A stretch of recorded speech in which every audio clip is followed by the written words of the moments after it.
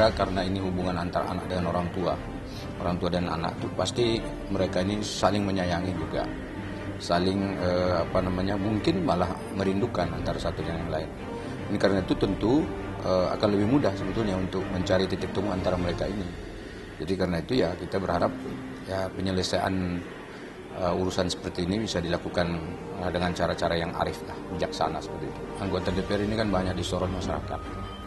Jadi sebaiknya masalah-masalah yang dihadapi secara pribadi itu ya tentu diselesaikan secara pribadi. Dan kita khawatir malah nanti ini meruntuhkan nilai-nilai dan semangat yang ada di DPR. Mahkamah Kehormatan Dewan itu kan memang dia hanya berurusan dengan menjaga kehormatan Dewan, baik secara lembaga maupun orang per orang yang ada di sana. Jadi selama ini masih bisa diselesaikan secara kekeluargaan, saya kira tidak perlu ada istilahnya itu penyelesaian di Mahkamah Kehormatan Dewan. Makanya saya katakan tadi, ya, saya yakin lah bahwa Mbak Kade itu bisa menyelesaikannya itu dengan baik-baik ya bersama anak-anak. Malah itu menyita konsentrasi yang bersangkutan menurut saya, Ibu Krisdayanti, untuk mengerjakan urusan-urusan besar lainnya. Apalagi di tengah situasi COVID-19 seperti sekarang ini, itu kan banyak pekerjaan lainnya yang bisa kita lakukan.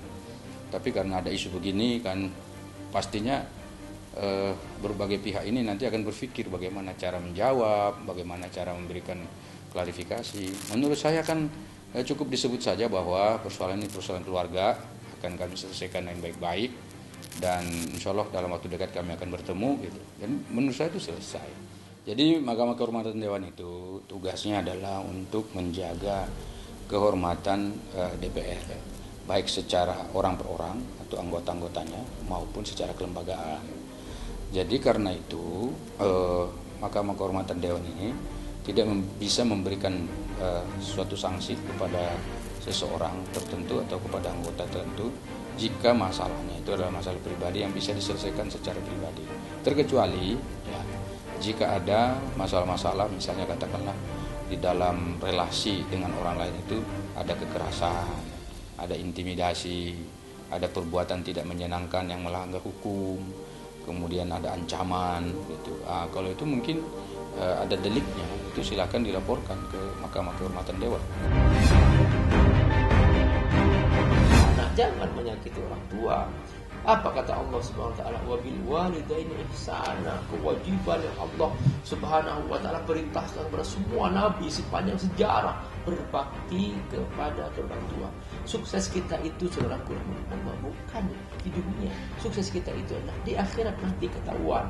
Nah, kapan kita sukses di akhirat? Kalau kita berhasil memuliakan orang tua kita. Sama, jangan hanya mengatakan bahwa aku ayahmu, aku ibumu, terserah aku memperlakukan kamu dengan cara aku sendiri. Jangan Anda merasa orang tua lalu memperlakukan anak dengan cara menghinakannya, juga tidak boleh. Kalau kita berbicara dalam Islam tentang birrul walidain, berbakti kepada kedua orang tua, harus ada juga birrul abna, yaitu orang tua berbakti, berbuat baik kepada anak. Jadi tidak balik.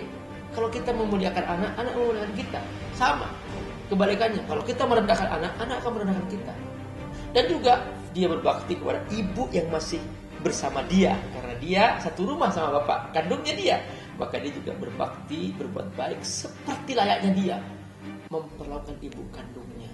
Sungguh celaka seorang anak yang menyakiti ibu kandungnya, entah itu ibu kandung yang melahirkannya atau ibu kandung karena dia istri ayah yang telah membawanya dia, yang melahirkannya dia.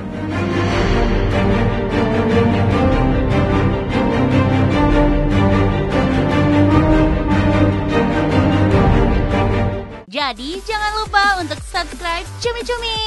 Ditekan ya tombol lonceng merahnya.